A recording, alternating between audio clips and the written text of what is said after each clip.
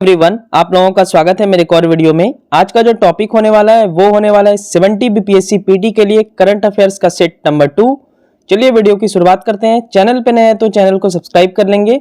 ये current affairs one liner नहीं होता है, इसमें डिटेल रूप से करंट अफेयर्स पढ़ाया जाता है आप सबको, इसलिए आप सब डिटेल में पढ़ने का कोशिश करेंगे और 70 बीपीएससी में डिटेल में क्वेश्चन पूछेगा, ठीक है, यानी कथन वाइज क्वेश्चन पूछेगा।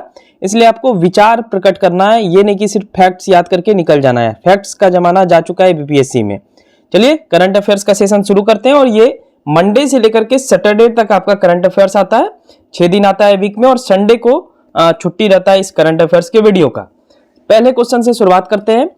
देखिए इसका पीडीएफ भी मैं प्रोवाइड कर देता हूं टेलीग्राम चैनल पे, लिंक होगा डिस्क्रिप्शन में, जाकर ज्वाइन कर लें आप सब और फ्री ऑफ कॉस्ट पीडीएफ पा सकते हैं। पहला क्वेश्चन, 6 दिसंबर 2023 को संयुक्त राष्ट्र शैक्षिक वैज्ञानिक और सांस्कृतिक संगठन यूनेस्को द्वारा किस राज्य के पारंपरिक नृत्य के रूप गरबा को अमूर्त सांस्कृतिक विरासत सूची में शामिल किया गया? आपके ऑप्शन है फर्स्ट नंबर तमिलनाडु, दूसरा है आंध्र प्रदेश, तीसरा है कर्नाटक और चौथा है गुजरात। तो पहला का आंसर हो जाएगा ऑप्शन नंबर 4 गुजरात। ये इससे रिलेटेड कुछ और भी जानकारी हासिल करते हैं। गरबा यह भारत के 15वें अमृत सांस्कृतिक विरासत स्थल बन गया है। इससे पहले 2021 में कोलकाता के दुर्गा पूजा को 14th अमृत सांस्कृतिक विरासत स्थल में शामिल किया गया था। भारत में सितंबर 2005 में अमृत सांस्कृतिक विरासत की सुरक्षा के लिए 2003 के कन्वेंशन की पुष्टि की। गरबा कैसा नृत्य कहाँ उत्पन्न हुआ? तो गरबा नृत्य गुजरात राज्य में उत्पन्न हुआ। गरबा शब्द संस्कृत के शब्द गर्भ से आया है, इसका अर्थ होता है गर्भधारण या गर्भावस्था का समय। चौथा है 2008 में भारत का पहला अमृत सांस्कृतिक विरासत स्थल के रूप में वैदिक मंत्रोच्चारण की परंपरा को शामिल किया गया था, ठीक है, यानी पहला हो गया आपका वैदिक मंत्रोच्चारण की परंपरा 2021 में, क्योंकि इससे पहले 2021 में ही हुआ था तो कोलकाता के दुर्गा पूजा को इस लिस्ट में शामिल किया गया था और अब गुजरात के गरबा को इस लिस्ट में शामिल किया गया था। तो ये तीनों आप याद रखेंगे, कोई भी एग्जाम में आ सकता है। चलिए बढ़ते हैं अगले प्रश्न की ओर। पहला का आंसर हो जाता है आपका गुजरात। इस तरीके से हम सब डिटेल में करंट अफेयर्स करेंगे, ठीक है। दूसरा है 1 से 10 दिसंबर 2023 को किस राज्य में हॉर्नबिल महोत्सव के 24वें संस्करण का आयोजन किया गया? हॉर्नबिल एक पक्षी होता है जो बगल में आप फोटो देख पा रहे हैं। आपके ऑप्शन है फर्स्ट नंबर मेघालय, दूसरा है नागालैंड, तीसरा है मणिपुर और चौथा है त्रिपुरा।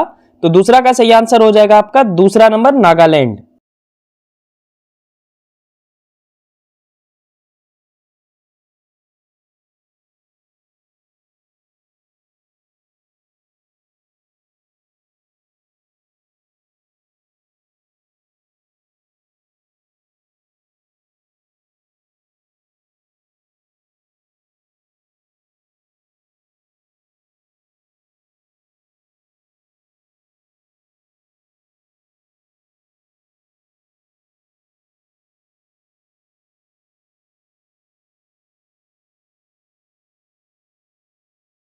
प्रश्न संख्या तीसरा, हाल ही में 11 दिसंबर 2023 को किनके द्वारा विकसित भारत @2047 युवाओं की आवाज नामक पहल का शुभारंभ किया गया? आपके ऑप्शन है फर्स्ट नंबर अमित शाह, दूसरा है डॉक्टर एस जयशंकर, तीसरा है प्रधानमंत्री नरेंद्र मोदी, चौथा है द्रौपदी मुर्मू। तो 3 का सही आंसर हो जाएगा ऑप्शन नंबर तीसरा प्रधानमंत्री नरेंद्र मोदी जी द्वारा। आइए इस कार्यक्रम के उद्देश्य पे चर्चा करते हैं। इस कार्यक्रम का उद्देश्य 2047 तक भारत के युवाओं को विकसित कर अपना योगदान देने के लिए एक मंच प्रदान करना है। दूसरा है विकसित भारत के तहत विकसित भारत संकल्प यात्रा पहल शुरू की गई, जिसका उद्देश्य प्रमुख सरकारी योजनाओं के बारे में जागरूकता उत्पन्न करना है, यानी युवाओं को मुख्य रूप से यह मंच युवाओं को प्रदान करेगा, क्योंकि 2047 तक हम सबके आजादी के 100 ईयर्स हो जाएंगे और ये लक्ष्य है कि विकसित होगा, ठीक है, और विकसित भारत में युवा का महत्वपूर्ण योगदान हो, उसके लिए माननीय प्रधानमंत्री जी ने भारत @2047 युवाओं की आवाज नामक पहल की शुरुआत की है, ठीक है। क्वेश्चन नंबर 4, 9 दिसंबर 2023 को माननीय प्रधानमंत्री मोदी जी ने कहां के गिफ्ट सिटी में इन्फिनिटी फोरम 2.0 को वीडियो कॉन्फ्रेंसिंग के जरिए संबोधित किया? आपके ऑप्शन है फर्स्ट नंबर सूरत गुजरात, दूसरा है गांधीनगर गुजरात, तीसरा है वडोदरा गुजरात, चौथा है सौराष्ट्र गुजरात। तो 4 का सही आंसर हो जाएगा आपका दूसरा नंबर गांधीनगर गुजरात। मुख्य बिंदु देखते हैं। पहला नंबर, इन्फिनिटी फोरम 2.0 की मेजबानी अंतर्राष्ट्रीय वित्तीय सेवा केंद्र प्राधिकरण और Gujarat international finance tech city gift city द्वारा की गई। थीम क्या था? तो gift IFSC north centre for new age global financial service. इस थीम के आधार पे 3 ट्रैक को भी शामिल किया गया। आपसे प्रश्न में आ सकता है कौन कौन सा ट्रैक था, तो पूर्ण ट्रैक, ग्रीन ट्रैक और सिल्वर ट्रैक। यह वाइब्रेंट गुजरात ग्लोबल समिट 2024 की प्रीकर्सर इवेंट था। आपको पता है वाइब्रेंट समिट जो है वो गुजरात में हुआ था, जिसमें यूएई के राष्ट्रपति भी आए थे, जिनके साथ हमारे प्रधानमंत्री जी रोड शो भी किए थे, जिसका हम सब वीकली करंट अफेयर्स में हम सब पढ़े थे। चौथा है कि इन्फिनिटी फोरम, मतलब जिसका आयोजन किया गया वो एक्चुअल में है क्या, तो इन्फिनिटी फोरम क्या है, यह वित्तीय सेवाओं पर एक वैश्विक विचार नेतृत्व मंच है, जहां पे विचार विमर्श किया जाता है, जहां पे विश्व के गंभीर समस्याओं के समाधान हेतु नए अवसर पर बल दिया जाता है। यानी सिर्फ ये ऐसा मंच है जिसमें सिर्फ फिनेंशियल ही बात नहीं होता है, बल्कि कोई भी अगर विश्व में प्रॉब्लम होता है, कोई भी वर्स्ट सिचुएशन होता है, जैसे कोविड आ गया, फिर कोई फिनेंशियल क्राइसिस आ गया, तो इन सब के मुद्दे पे भी इन्फिनिटी फोरम यहाँ पे विचार विमर्श किया जाता है। ठीक है, तो ये कुछ फैक्ट्स थे, आपको पढ़ लेना चाहिए। सेशन अच्छी लग रही है तो सब्सक्राइब कर लेंगे चैनल को। पांचवा है 10 दिसंबर 2023 को किस देश के राष्ट्रपति के रूप में उदारवादी अर्थशास्त्री जेवियर माइली ने शपथ ली। आपके ऑप्शन है फर्स्ट नंबर चिली, दूसरा है ब्राजील, तीसरा है अर्जेंटीना और चौथा है वेनेजुएला। तो 5 का सही आंसर हो जाएगा तीसरा नंबर अर्जेंटीना। अर्जेंटीना की राजधानी ब्यूनस आयर्स है। अर्जेंटीना की सीमा की बात करें तो पश्चिम में चिली, उत्तर में बोलिविया, उत्तर पूर्व में पराग्वे, पूर्व में ब्राजील उरुग्वे और पूर्व में दक्षिण अटलांटिक महासागर से लगती है। तो ये सीमा आप याद कर लेंगे, क्योंकि न्यूज में है तो बीपीएससी पूछ लेती है प्रश्न ज्योग्राफी टाइप से बना करके। देखिए ये भी रिलेट करती है बीपीएससी की, जो कंट्री जो है न्यूज में है उससे रिलेटेड बहुत सारे प्रश्न आपको अलग अलग विषयों में नजर आएंगे। जैसे साइंस से कुछ इन्वेंट हुआ है किसी कंट्री में तो उस कंट्री से रिलेटेड प्रश्न पूछ देंगे, इसलिए इन सबको थोड़ा सा ध्यान देंगे आप सब। ठीक है, आते हैं अगले प्रश्न की ओर। 6 है 1 दिसंबर 2023 को लंदन में संपन्न हुए चुनावों में सबसे अधिक वोटों के साथ किस देश को 2024-25 द्विवार्षिक यानी 2 साल होगा सत्र के लिए अंतर्राष्ट्रीय समुद्री संगठन यानी इंटरनेशनल मैरीटाइम ऑर्गेनाइजेशन IMO की परिषद के लिए फिर से चुना गया है। आपके ऑप्शन है फर्स्ट नंबर अमेरिका, दूसरा है जापान, तीसरा है चाइना और चौथा है भारत। तो 6 का सही आंसर हो जाएगा आपका ऑप्शन नंबर 4 भारत, हमारा प्यारा भारत। पहला नंबर, भारत अंतर्राष्ट्रीय समुद्री संगठन की 40वें सदस्य परिषद की श्रेणी बी में पुनर्निर्वाचित हुआ है। आइए जानते हैं अंतर्राष्ट्रीय समुद्री संगठन के बारे में।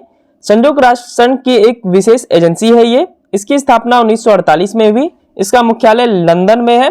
भारत अंतर्राष्ट्रीय समुद्री संगठन में 1959 में शामिल हुआ था। अगर वर्तमान स्थिति की बात करें तो इसके 175 सदस्य हैं और 3 सहयोगी सदस्य भी हैं। अब ये काम क्या करता है, ये एक्स्ट्रा फैक्चुअल जानकारी आपको हासिल करना ही है अगर आपको बीपीएससी का एग्जाम पास करना है। ठीक है, ये क्या काम करता है, तो तीसरा नंबर, समुद्री सुरक्षा के क्षेत्र में अंतर्राष्ट्रीय समुद्री संगठन नियमों को विकसित करता है। चौथा है अंतर्राष्ट्रीय समुद्री संगठन तेल द्वारा समुद्र के प्रदूषण की रोकथाम के लिए अंतर्राष्ट्रीय सम्मेलन 1954 के संरक्षण के रूप में भूमिका निभाता है। यानी कहीं तेल रिसाव हो जाता है तो उससे पर्यावरण बहुत ज्यादा प्रदूषित होता है, तो ये सब देख रेख इसके रोकथाम के लिए बहुत सारा काम करता है अंतर्राष्ट्रीय समुद्री संगठन। इस प्रकार 6 का आंसर हो जाता है option number 4 Bharat. Question number 7वां, हाल ही में विश्व का सबसे बड़ा कार्यालय परिसर सूरत डायमंड बोर्स जो अंतर्राष्ट्रीय हीरे और आभूषण व्यवस्था के लिए विश्व का सबसे बड़ा एवं आधुनिक केंद्र है, इसका उद्घाटन 17 दिसंबर 2023 को किनके द्वारा किया गया। आपके ऑप्शन है first number doctor S Jaishankar, दूसरा है अमित शाह, तीसरा है नरेंद्र मोदी और चौथा है द्रौपदी मुर्मू। तो 7 का सही आंसर हो जाएगा ऑप्शन नंबर तीसरा नरेंद्र मोदी जी। ठीक है, चलिए देखते हैं इसके बारे में और किस चीज का उद्घाटन किया उन्होंने। पॉइंट है एक इसमें मुख्य बिंदु में, इसके अलावा यहाँ सूरत हवाई अड्डे के एक नई टर्मिनल भवन का भी उद्घाटन किया गया। 7 का आंसर हो जाता है तीसरा नंबर। चलिए नेक्स्ट क्वेश्चन देखते हैं, क्वेश्चन नंबर 8, हाल ही में किस देश ने इजराइल के खिलाफ अंतर्राष्ट्रीय न्यायालय में मामला दायर करवाया है। इसमें इजराइल पर गाजा में नरसंहार करने का अपराध का आरोप लगाया गया है। आपके ऑप्शन है फर्स्ट नंबर पाकिस्तान, दूसरा है दक्षिण अफ्रीका, तीसरा है भारत और चौथा है रूस। तो 8 का सही आंसर हो जाएगा आपका दूसरा नंबर दक्षिण अफ्रीका। आइए जानते हैं अंतर्राष्ट्रीय न्यायालय के बारे में। अंतर्राष्ट्रीय न्यायालय, ठीक है, संयुक्त राष्ट्र के 6 प्रमुख अंगों में से एक है अंतर्राष्ट्रीय न्यायालय। इसकी स्थापना 1945 में हुई, मुख्यालय द हेग नीदरलैंड में। इसमें 15 न्यायाधीश शामिल होते हैं जो 9 वर्षों के कार्यकाल के लिए चुने जाते हैं। अभी वर्तमान में भारत के एक न्यायाधीश भी शामिल है दलवीर भंडारी। ठीक है, तो ये भी आप नाम याद रख सकते हैं। 8 का फिलहाल आंसर हो जाता है दूसरा नंबर। नेक्स्ट क्वेश्चन देखते हैं, क्वेश्चन नंबर 9। केंद्र सरकार ने 8 दिसंबर 2023 को किस राज्य के कच्छ जिले में बन्नी घास के मैदानों में चीतों के लिए एक प्रजनन केंद्र स्थापित करने के लिए मंजूरी प्रदान की? आपके ऑप्शन है फर्स्ट नंबर तमिलनाडु, दूसरा है केरल, तीसरा है कर्नाटक और चौथा है गुजरात। तो 9 का सही आंसर हो जाएगा option number 4 Gujarat. Gujarat is the right answer. चलिए इसके कुछ मुख्य बिंदु पे चर्चा करते हैं हम सब। इस राज्य सरकार ने राष्ट्रीय प्रतिपूरक वनीकरण निधि प्रबंधन प्राधिकरण काम्पा के तहत मंजूरी प्रदान की गई। राष्ट्रीय बाघ संरक्षण प्राधिकरण इस परियोजना की निगरानी करेगा। बंसी ग्रासलैंड रिजर्व गुजरात के कच्छ जिले में स्थित भारत का एक संरक्षित क्षेत्र है। ठीक है, तो डायरेक्ट भी क्वेश्चन आ सकता है कि बन्नी ग्रासलैंड रिजर्व किस राज्य में है, तो गुजरात के कच्छ जिले में, ये याद रखेंगे। 9 का आंसर हो गया ऑप्शन नंबर 4। Question number 10। हाल ही में 18 दिसंबर 2023 को किनके द्वारा आर्कटिक के लिए भारत के प्रथम शीतकालीन वैज्ञानिक अभियान को हरी झंडी दिखाई? आपके ऑप्शन है फर्स्ट नंबर पृथ्वी विज्ञान मंत्री किरण रिजिजू, दूसरा है विदेश मंत्री डॉक्टर एस जयशंकर, तीसरा रक्षा मंत्री राजनाथ सिंह, चौथा प्रधानमंत्री नरेंद्र मोदी जी। तो 10 का सही आंसर हो जाएगा आपका पहला नंबर पृथ्वी विज्ञान मंत्री किरण रिजिजू। ये इस वैज्ञानिक अभियान के बारे में जानते हैं। इसमें 4 वैज्ञानिक इस अभियान में शामिल होंगे। इसका उद्देश्य नॉर्वे के स्वालबोर्ड में स्थित भारतीय अनुसंधान स्टेशन हिमाद्री को वर्ष भर संचालित रखना है। बहुत बार बिहार एसएससी यानी फैक्चुअल एग्जाम में ये पूछ लेता है कि हिमाद्री कहाँ है, तो आर्कटिक में अवस्थित है हिमाद्री स्टेशन भारत का।